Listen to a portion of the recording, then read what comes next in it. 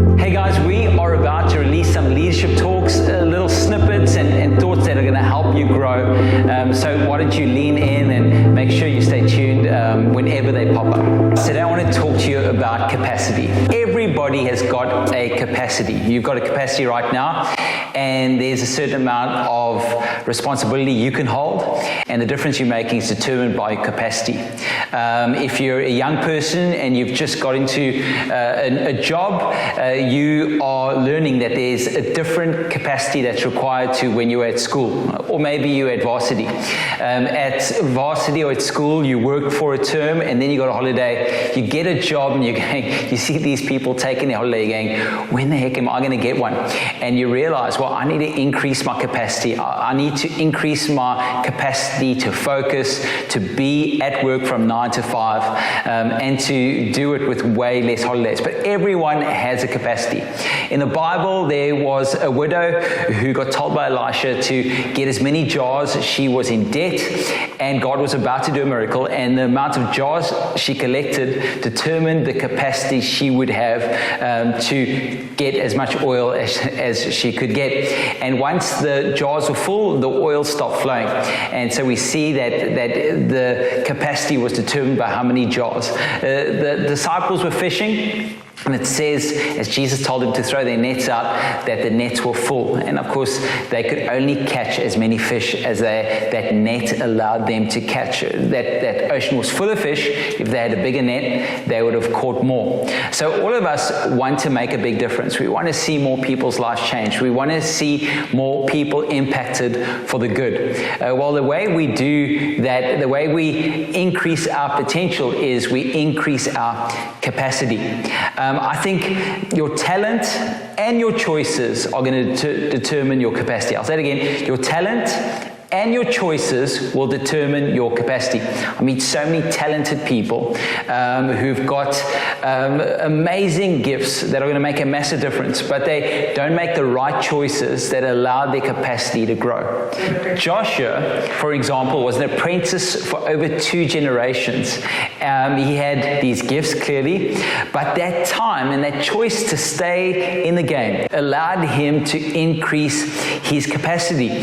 God used him over the 2 generations. God trusted him at the end to lead a military campaign into the promised land. But before he goes there, he's a spy in the promised land. He's allowed to accompany Moses up to Mount Sinai, so he has these encounters with God.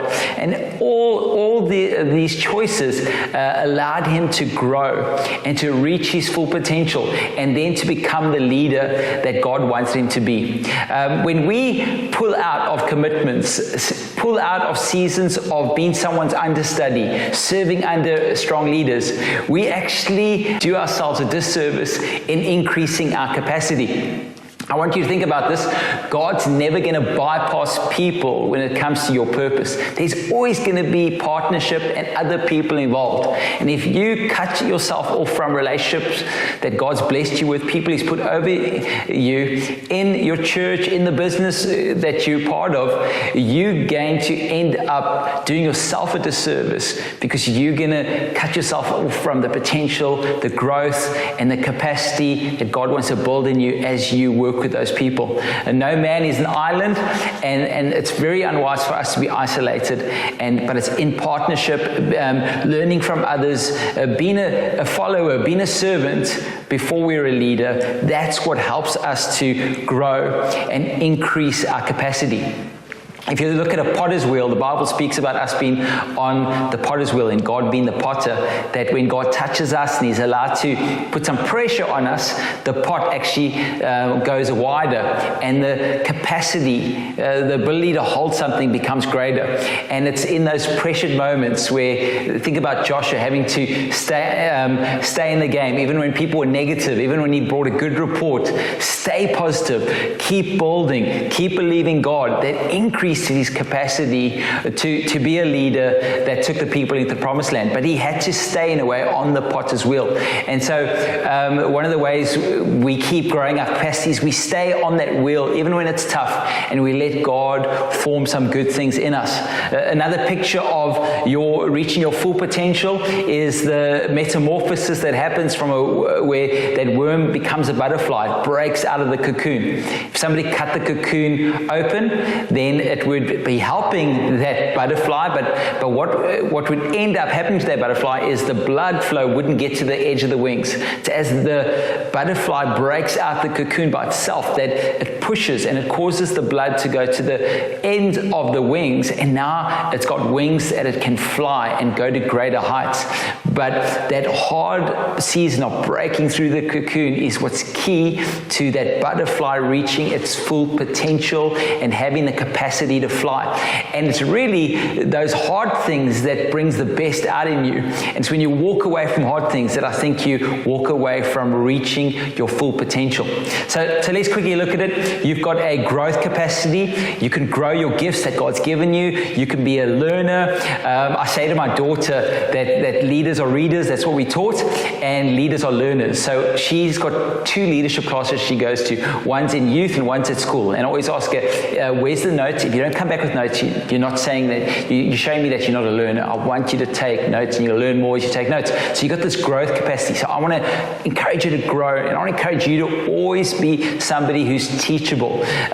Once you actually become prideful, think you know a lot, you actually limit your capacity. But once you stay humble and teachable, you always, every year of your life, you're going to grow your capacity. Then you've got a relational capacity. God wants you to do things in partnership. So if you don't grow your relational capacity, I also believe you don't reach your full capacity and you don't reach your destiny. God's destined you to be part of a body, to be part of a team. And so you have to grow your people skills if you want to grow your capacity. The other thing is your skill capacity, not only with your gifts, but also growing in your skills, like I said, in your relationships, growing in your people skills. So you've got a growth mindset, you've got a relational capacity. So I'm going to grow I'm going to keep growing, I'm going to keep learning, I'm also going to keep getting healthy in relationships, and I'm going to keep upskilling myself. So let's look at a simple way to increase your capacity right now. So if you know your gifts, maybe you've done an assessment, a spiritual gift assessment, or you already know your gifts because you've been working on a team and people have acknowledged that you've got a gift. What you can do right now to increase your capacity is add great energy to that gift. Actually start to grow in the area of your energy. Are you sleeping well? Are you eating well? Are you staying passionate? Are you protecting your passion?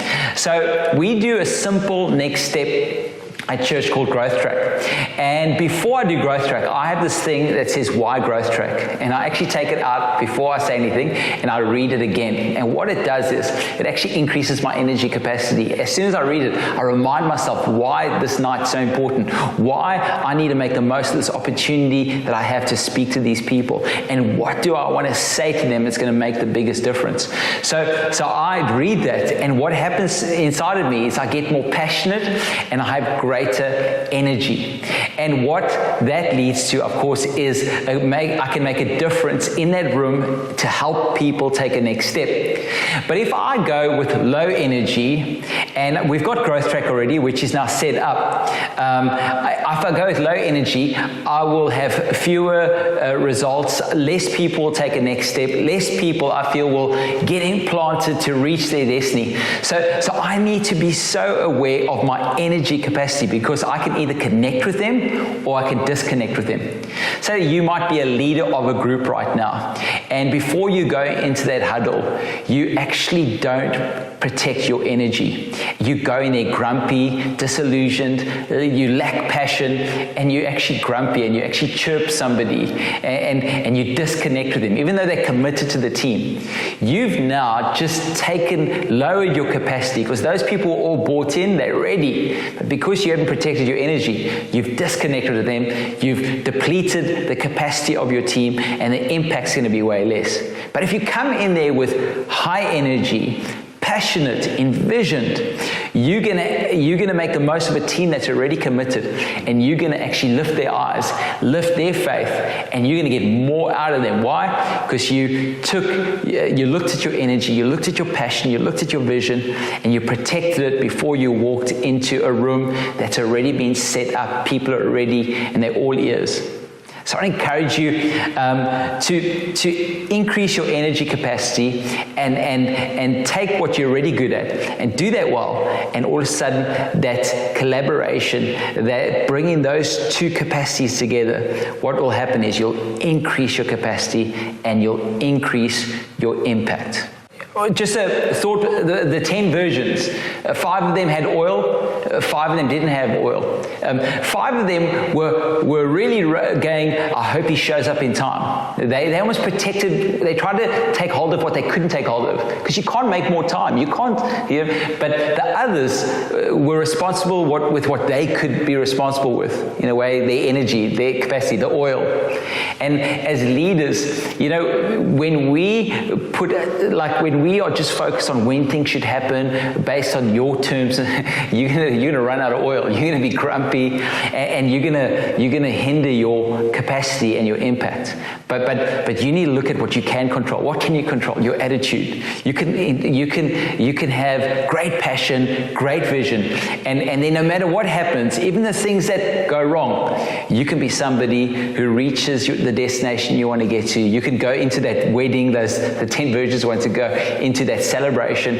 You can get to the end goal because you actually controlled what you could, and you didn't get fixated on something you couldn't control. And that's what leaders do. They take responsibility for their attitude, their vision, their passion, and then of course they upskill themselves. They grow their gifts and they grow their people skills.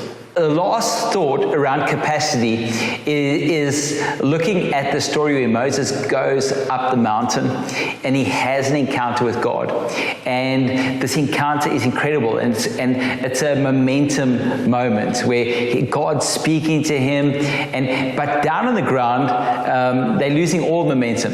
Aaron's been convinced by the people to make a golden calf, and they've lost all momentum on the ground.